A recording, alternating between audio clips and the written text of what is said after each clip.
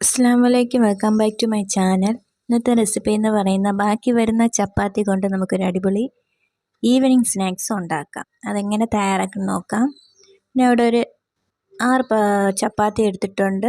അത് ഇതുപോലെ ചെറുതായിട്ടൊന്ന് കട്ട് ചെയ്തെടുക്കാം. അങ്ങനെ ഞാൻ എല്ലാം കട്ട് ചെയ്തെടുത്തിട്ടുണ്ട്. അത് കഴിഞ്ഞിട്ട് ഞാൻ ഇവിടെ ഒരു കടായിൽ ഒരു ചെറിയ പീസ് ബട്ടർ ഇട്ട് കൊടുത്തിട്ടുണ്ട്. ഇതൊന്ന് മെൽറ്റായ ശേഷം ഇതിലേക്ക് ഞാൻ ഒരു സവാള ചെറുതായിട്ട് കട്ട് ചെയ്ത് എടുത്തിട്ടുണ്ട്. അതൊന്ന് ഇട്ട് കൊടുക്കാം. ഇതിലേക്ക് ഇഞ്ചി വെളുത്തുള്ളി പേസ്റ്റും കൂടി ഒന്ന് ഇട്ട് കൊടുക്കാം. എന്നിട്ട് അതൊന്ന് ഇളക്കി കൊടുക്കാം. ഇതിനാവശ്യമായിട്ടുള്ള ഉപ്പും കൂടെ ഒന്ന് നമുക്ക് ചേർത്ത് കൊടുക്കാം. എന്നിട്ട് നന്നായിട്ടൊന്ന് ഇളക്കുക. ഇതിലേക്ക് ഞാൻ ഒരു 1/4 ടീസ്പൂൺ മഞ്ഞൾപ്പൊടി ഇട്ട് കൊടുക്കുന്നുണ്ട്. പിന്നെ ഒരു 1/4 ടീസ്പൂൺ പെരുംജീരകവും ഇട്ട് കൊടുക്കുന്നുണ്ട്. എന്നിട്ട് നന്നായിട്ടൊന്ന് ഇളക്കി കൊടുക്കാം. കുരുമുളകാണ് ഞാൻ ഇതിട്ട് കൊടുക്കുന്നത്.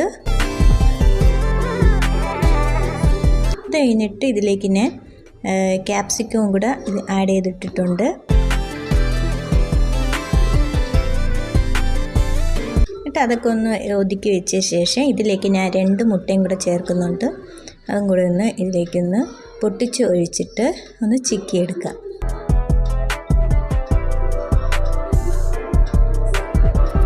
ഇനി ഇതിലേക്ക് കുറച്ച് കുരുമുളകും കൂടെ ആഡ് ചെയ്യുന്നുണ്ട്. ഈ മുട്ടയിൽ ലേശം ഉപ്പും കൂടി ഒന്ന് ചേർക്കുന്നുണ്ട്. എന്നിട്ട് നന്നായിട്ടൊന്ന് ചിക്ക് ചെയ്തെടുക്കാം.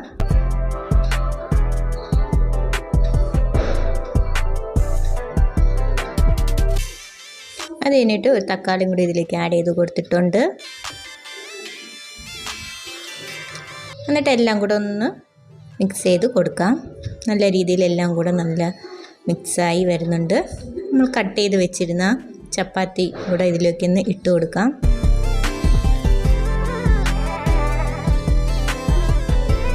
അങ്ങനെ നല്ല രീതിയിലൊന്ന് മിക്സ് ആക്കുക. അപ്പോൾ മസാലയൊക്കെ എല്ലാം നല്ല പിടിച്ചിരിക്കും. അങ്ങനെ എല്ലാം നന്നായിട്ട് മിക്സ് ആയിട്ടുണ്ട്. അത് കഴിഞ്ഞിട്ട് നമ്മൾ ലാസ്റ്റായിട്ട് ചേർക്കുന്നത് കുറച്ച് മല്ലിയിലയാണ്. അതും കൂടി ഒന്ന് ചേർത്ത് കൊടുക്കുക. എന്നിട്ട് നന്നായിട്ടൊന്ന് ഇളക്കി കൊടുക്കാം.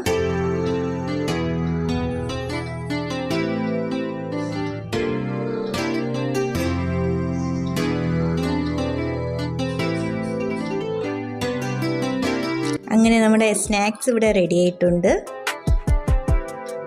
കുട്ടികൾക്കെല്ലാം ഇത് ഒരുപാട് ഇഷ്ടമാവും. എല്ലാവരും ഇത് ട്രൈ ചെയ്യുക. എൻ്റെ വീഡിയോ ഇഷ്ടപ്പെട്ടെന്ന് വിചാരിക്കുന്നു. അടുത്ത വീഡിയോയുമായി ഞാൻ വീണ്ടും കാണാം.